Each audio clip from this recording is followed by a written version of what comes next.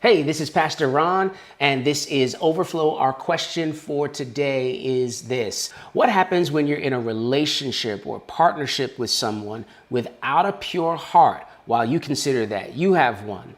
They may have some attributes of the Spirit of God, but not necessarily are connected to God. So I want to just answer this in this way. The person who wrote this question while we were in the midst of a series called Experiences with God. Our faith is not blind. And I was talking about pure hearts in that series in one particular message. And we've defined pure hearts as hearts that are committed to God's word. The more we are committed to God's word, the purer the heart.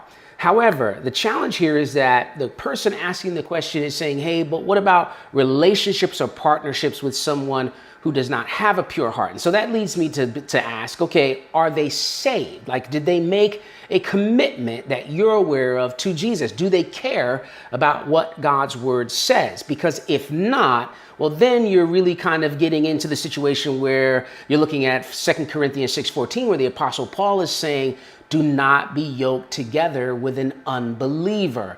And that term yoke tells us everything that we need to know about what that text is saying. A yoke was this wooden device that you would use to bring two animals together by the neck for the purpose of farming, right? So they could pull a plow, for instance.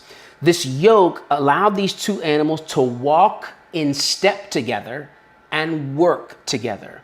So being yoked with someone, and some versions of the Bible say do not be unequally yoked, but being yoked with someone is to be walking side by side with them. That's one way. And where do we see that? Marriage.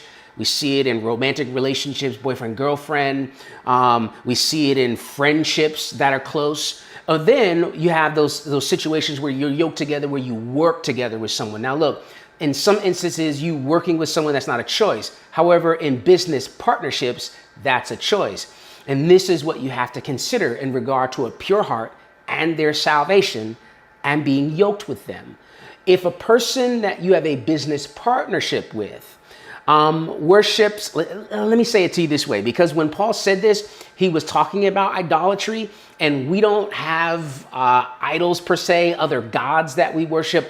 But we do have things that we worship where we prioritize them above God. So some people worship money. Some people put money above God. And this is something you have to really be concerned about when you're in a partnership, a business partnership.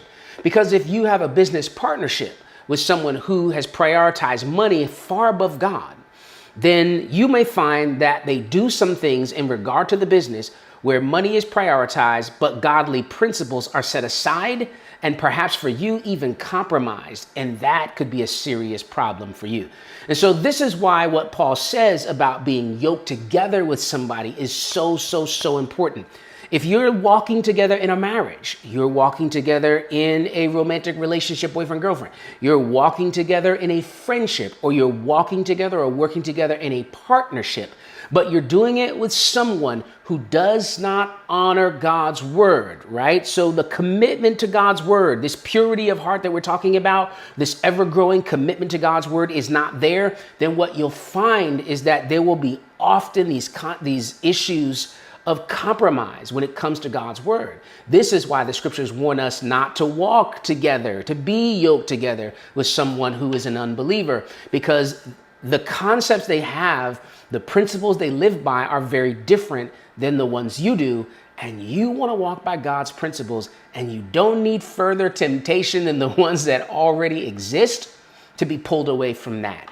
And so if you're in a relationship or a partnership with someone who you believe they do not worship your God, they don't believe in God the way you do, they don't see God's word as the truth of all things, and have no interest in committing to it, then it may not be wise to walk together, to walk closely with them, to work closely with them in some kind of a business partnership. It may not be wise to do so. And it really depends on the parameters and kind of the conditions of the business and things like that. But be mindful of God's word as you commit to walking or working closely with anyone. Hey, I pray this has blessed you. This has been Overflow. Pastor Ron, you know that we will be back next Monday with another question, providing that we've got some questions to answer.